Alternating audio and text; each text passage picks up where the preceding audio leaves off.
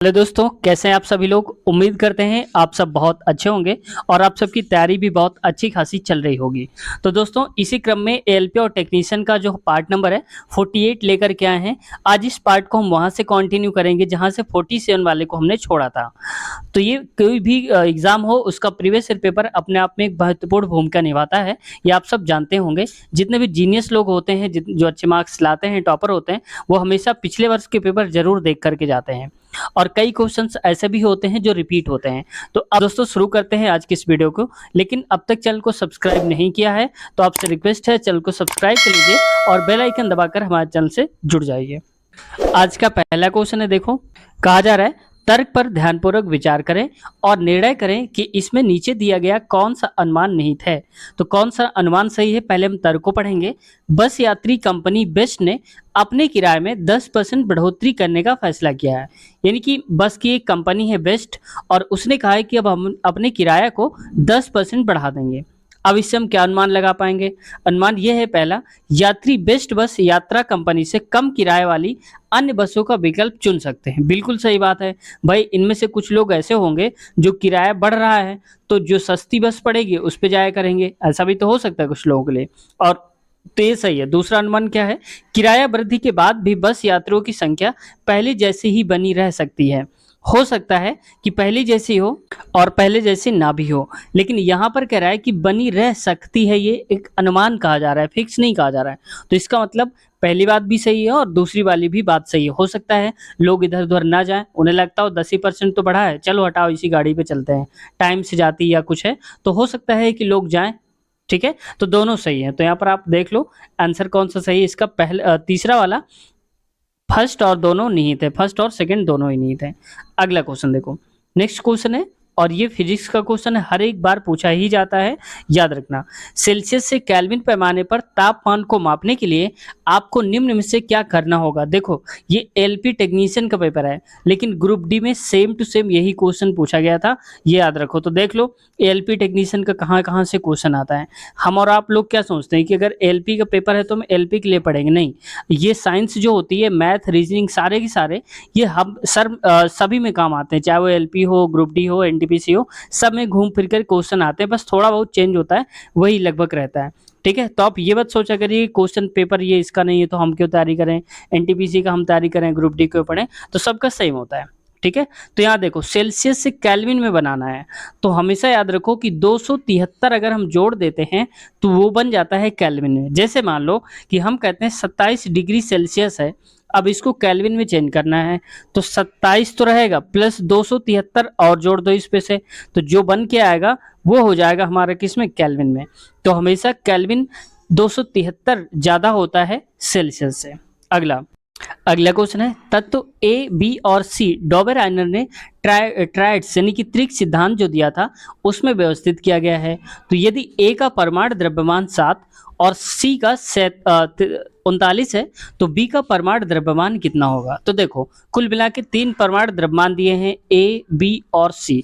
Dobereiner ने क्या बोला था कि जो इसका परमाणु द्रव्यमान होगा और इसका परमाणु द्रव्यमान होगा, दोनों को जोड़ करके अगर हम आधा कर दे रहे हैं तो ये बीच वाले का निकल आएगा। कुल मिला के ये औसत होता है अपने आसपास के दाएं और बाएं वाले परमाणुओं का। तो देख लो पहले इसको पहले सॉल्व करते हैं। तो ए, बी और सी है, तो ए कितना दिया है 7 और सी दिया है 39, दोनों को जोड़ दो तो हो जाएगा 46, 46 का आधा कर दो तो आ जाएगा 23। तो यहाँ पर 23 आंसर होना चाहिए, लेकिन वहां पर रेलवे ने क्या दिया था 20, जो कि पूरी तरह से गलत है। सही उत्तर इसका जो होगा वो सेकंड वाला होगा। तो अब की बार अगर ये क्वेश्चन आता है तो आपको 20 सही नहीं करना है, आपको 23 वाला सही करना है। ठीक है, डोबेराइनर ने यही तो बोला था कि जो हमेशा परमाणु द्रव्यमान होता है बीच वाला, अपने दोनों दाएं और बाएं वाले का औसत होता है हमेशा। ठीक है, अगला क्वेश्चन देखो, इसमें कहा जा रहा है युद्ध के मैदान में हमेशा रहते हैं, कौन रहते हैं, तो तीर रहते हैं। ठीक है, तो युद्ध के मैदान में हमेशा तीर रहते हैं। अगला क्वेश्चन देखो, नेक्स्ट में आ रहा है, अगला क्वेश्चन है दिए गए विकल्पों में से सही समरूप जोड़ी का चयन कीजिए। तो देखो बढ़ई हथौड़ी से काम कर रहा होता है, तो वही जो नलसाज होता है वो पाना से काम कर रहा होता है। जैसे हथौड़ा पाना देखा होगा, रिंच और पाना जो होता है ऐसे करके वही होता है। तो हमेशा याद रखो कि इसका नलसाज का हो जाएगा पाना, जबकि क्रेन बिल्डर से संबंधित नहीं होता है, कंप्यूटर लेखन का संबंध नहीं होता, कुल्हाड़ी लकड़हारा। वैसे तो इसमें कन्फ्यूजन वाला था, इसमें कुल्हाड़ी लकड़हारा भी हो सकता है और ये भी हो सकता है, ठीक है। लेकिन रेलवे ने इसका सही उत्तर दिया है ये वाला। लेकिन अब आप कहेंगे कि फिर हम कौन सा सही करेंगे अगर क्वेश्चन रिपीट होता है तो देखो इनमें से आप कोई सा भी दो में से कोई एक लगा सकते हो, लेकिन रेलवे ने इसका जवाब दिया है तो अगली बार से इसी को लगाना, ठीक है। हो सकता है इसको दोबारा से वो सही ना करें। अगला क्वेश्चन है, दी गई छवि नीचे दिए गए 4 विकल्पों में से किसी एक में सन्निहित है। सन्निहित का मतलब छिपी हुई है। बताइए कि प्रश्न छवि इन 4 विकल्पों में से किस में छिपी हुई है। मतलब कि ये वाला जो चित्र है इनमें किसके अंदर आ रहा है। तो देखो अगर ध्यान से देखोगे तो ये वाला इसमें ऐसे है तो ये तो नहीं बनने वाला। अब दूसरा में देखो, दूसरा वाला बन जाएगा। कैसे बन जाएगा? एक मान लो ये और ये ले रहे हैं, तो देखो ये वाला, ये हिस्सा और ये हम ले रहे हैं अभी, और इसके बाद ये हिस्सा ले लो, ये हिस्सा लेके ये हिस्सा कर दो, तो बन रहा है। तो इसका मतलब दूसरा वाला हमारा सही उत्तर हो जाएगा इसका, ये तीसरा नंबर बी वाला। अगला क्वेश्चन देखो, नीचे दी गई संख्याओं में से कौन सी परिमेय संख्या नहीं है। परिमेय संख्या नहीं है का मतलब है कि रूट के अंदर नहीं आना चाहिए।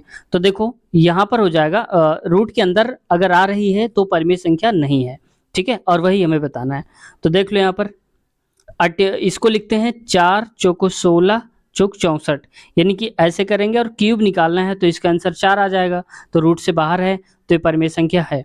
अगला है 8, रूट 8, रूट 8 को नहीं निकाल पाएंगे, 4 गुणे 2 करेंगे तो भी यहाँ पर 2 रूट 2 आएगा, तो इसका मतलब ये परिमेय संख्या नहीं है। तो सही उत्तर हमारा यही हो जाएगा। जबकि इसको लिख सकते हैं 2 आएगा और इसको लिख सकते हैं 8 आएगा, तो हमारा परिमेय संख्या नहीं है, तो रूट के अंदर जो आ रही है वही नहीं है, तो ये हो जाएगा दूसरा वाला। अगला क्वेश्चन है, नीचे दिए गए कथन को सत्य मानते हुए यह ज्ञात करें कि कथन के आधार पर कौन सा निष्कर्ष निश्चित रूप से निकाला जा सकता है। तो कथन देखो, पहले इस कथन को पढ़ते हैं बहुत ध्यान से। तो इस कथन में कहा गया है, लोगों का सोचना है कि सरकार को कर भुगतान यानी कि जो टैक्स है उसको पे करने का एक बोझ और अपव्यय है, यानी कि जो लोग करते हैं टैक्स भुगतान करते हैं वो गलत है, इसलिए वे कर देने से बचते हैं एवं स्वयं टैक्स नहीं देते हैं, यानी कि लोगों पर ये टैक्स एक बोझ है। अब हम देखो निष्कर्ष क्या निकाल सकते हैं। निष्कर्ष है कि सरकार को जनता में जागरूकता पैदा करनी चाहिए कि सरकार को किया जाने वाला कर देश निर्माण के काम आता है, तो ये बात सही है। अगला है, करों में वृद्धि कर देनी चाहिए ताकि ज़्यादा धनराशि एकत्रित हो। इसका मतलब ये नहीं है कि अगर आपको बहुत ज़्यादा पैसा चाहिए तो और ज़्यादा टैक्स बढ़ा दो। भाई हमें सबको देख करके चलना है, तो छोटे लोग तो नहीं कर पाएंगे ना इसको, तो ये गलत है। केवल पहला ही सही है कि हाँ, हमें जागरूक ज़रूर करना चाहिए कि आप लोग जो टैक्स देते हैं उसी से हमारा निर्माण होता है देश का, ये बात सही है पहला वाला। तो राइट आंसर इसका हो जाएगा पहला, आप चेक कर सकते हैं यहाँ पर। दूसरे नंबर पे निष्कर्ष फर्स्ट अनुसरण करता है। अगला है, कौन से भारतीय मुख्यमंत्री के पिता महाराजा थे। पहले एक जमाने के महाराजा रहे हैं और उनका बेटा मुख्यमंत्री, तो ये अमरिंदर सिंह है। ऑप्शन नंबर चौथा राइट आंसर हो जाएगा। अब आपसे क्वेश्चन ये है कि अमरिंदर सिंह कौन से राज्य के मुख्यमंत्री रह चुके हैं या फिर हैं, तो किनकी बात हो रही, कौन सा राज्य से संबंधित है अमरिंदर सिंह, आपको कमेंट सेशन में बताना है। देखते हैं किसका जवाब सही आता है। अगला क्वेश्चन है, किसी घनाभ की 3 सतहों के क्षेत्रफल 20 मीटर स्क्वायर, 32 मीटर स्क्वायर और 40 मीटर स्क्वायर है, तो घनाभ का आयतन क्या होगा। तो देखो हमारे पास डायरेक्ट फार्मूला होता है, अंडर रूट में आप लिख दिया करो, जो जो क्षेत्रफल लिखे हो उनका गुणा करा दो, यानी कि 20 गुणे हो जाएगा 32 और गुणे में हो जाएगा यहाँ पर 40, ठीक है। अब देखो इसको अगर हम सॉल्व करेंगे तो इसको हम लिख सकते हैं 20 गुणे में 4 या ऐसे लिख दो 16 गुणे 2, ठीक है, 16 और 2, 4 चौक 16 दूनी 32, और इसको लिख सकते हैं 20 गुणे में 2, ठीक है। अब देखो आगे इसको यहाँ करते हैं, तो ये 20 का जोड़ा मिल रहा है, तो एक 20 रूट से बाहर आ जाएगा, इसको 20 लिख दो, 20 है गुणे में, तो 20 हटा दो यहाँ से, 4 में से 1 ले लो बाहर तो ये हट जाएगा। अब 2 में से 1 2 ले लो, ये हट जाएगा। तो देख लो 20 चौक 80 होता है और 80 गुणे 2 तो कर दो, 80 गुणे 2 बराबर हो जाएगा 160। तो राइट आंसर हमारा आ जाएगा 160, ऑप्शन नंबर चौथा वाला सही उत्तर इसका हो जाएगा। वही नेक्स्ट क्वेश्चन की बात करते हैं। अगला देखो, ये कई बार पूछा गया है, केमिस्ट्री का क्वेश्चन है, कह रहा है कि धातुएं अम्लों के साथ अभिक्रिया द्वारा उत्पन्न करती हैं। ये ग्रुप डी में सेम टू सेम क्वेश्चन आया था। देखो 2 क्वेश्चन रिपीट हो चुके हैं एएलपी वाले जो ग्रुप डी में आए थे, तो कनेक्शन तो है ग्रुप डी का और एएलपी का। अम्ल धातु कह रहा है धातुएं अम्लों के साथ अपक्रिया करके क्या बनाती हैं, क्या उत्पन्न करती हैं? तो लवण और जल बनाती हैं, हमेशा याद रखना। सॉल्ट और हाइड्रोजन बनाती हैं, याद रखना। ठीक है, माफ कीजिएगा, लवण और हाइड्रोजन बनाते हैं। ऑप्शन नंबर पहला सही उत्तर हो जाएगा। अगला क्वेश्चन है, दी गई अक्षर श्रृंखला में अनुपस्थित पद बताइए। मतलब यहाँ पर क्या भरेंगे ये हमें बताना है। तो देखो इसको मैं थोड़ा सा जूम करता हूँ ताकि आपको दिख जाए। इसमें कह रहा है बी, अब देखो बी के बाद डी आ गया तो सी का गैप हो गया, बी सी छोड़ के डी आ गया। अब डी के बाद ई छोड़ कर क्या आ जाएगा, एफ आ जाएगा। एफ के बाद जी छोड़कर एच आ गया है, तो ये बात तो सही है, स्टार्टिंग में एफ आएगा। अब देखो इसको हटा के सब में एफ दिया हुआ है। अब इसके आगे वाला समझते हैं। जी के बाद देखो एच का गैप करके आई दिया है, ठीक है। आई के बाद जे गैप करके के दिया है, तो यहाँ पर जे गैप करके हम के लगाएंगे तो यहाँ पर के आ जाएगा। तो एफ के, अब देख लो स्टार्टिंग में एफ के किस में लिखा है, तो ये लिखा है। अब हमें लास्ट वाला मैच करने की पी को आवश्यकता ही नहीं है, क्योंकि हमारा एफ के मिल गया और एफ के यहाँ पर दिया है। तो कम समय में हम ज़्यादा क्वेश्चंस अटेम्प्ट ऐसे ही करते हैं, स्मार्ट तरीके से। तो एफ के यहाँ पर आ जाएगा, आगे से हमें कोई मतलब नहीं है, तो एफ के राइट आंसर हो जाएगा तीसरा वाला। अगला क्वेश्चन देखो, नेक्स्ट क्वेश्चन में कहा जा रहा है क्लोरीन गैस का उपयोग निम्न में से किसके निर्माण में किया जाता है? तो क्लोरीन गैस का हमेशा उपयोग ब्लीचिंग पाउडर को बनाने में किया जाता है, Cl2 का उपयोग। ठीक है, ये भी आप याद रखना। अच्छा, मैं आपसे पूछना चाहूँ कि जो क्लोरीन होता है उसका परमाणु क्रमांक क्या होता है, परमाणु संख्या क्या होती है क्लोरीन की, अब आपको बताना है। अगला क्वेश्चन देखो, नेक्स्ट क्वेश्चन में आते हैं। अगला क्वेश्चन पे कह रहा है, देखो इसमें क्वेश्चन में है निम्नलिखित में से कौन सा एक न्यूनांक भिन्न है। न्यूनांक का मतलब है कि सबसे छोटी वैल्यू इनमें से कौन से भिन्न की है। तो जरा ध्यान से देखो स्मार्ट तरीके से। अब 112 है और इसके ऊपर वाला 105 है, यानी कि जो ऊपर वाला है अंश, अंश छोटा है किससे, हर से। जबकि सब में देखो ऊपर वाला बड़ा है, नीचे वाला छोटा है। यहाँ 41 बड़ा है, 17 छोटा है। मतलब एक बार तो भाग जाएगा ही जाएगा, लेकिन इसमें क्या है कि एक भी बार भाग नहीं जा पाएगा, क्योंकि देख लो आप 112 का भाग करेंगे, अगर 112 से भाग करेंगे 105 को, तो कहाँ कट पाएगा एक बार में। तो ये सही उत्तर हमारा हो जाएगा। अगला क्वेश्चन देखो, यहाँ पर कह रहा है सॉल्व द फॉलोइंग। पूरा क्वेश्चन ऐसे लिखा हुआ था हिंदी में, निम्न को हल करें। मैंने यहाँ पर डायरेक्ट क्वेश्चन निकाल लिया है, ठीक है। तो अब इसको हम हल करते हैं। तो सबसे पहले देखो ये जो ब्रैकेट लगा है छोटा वाला, इसको सॉल्व करो।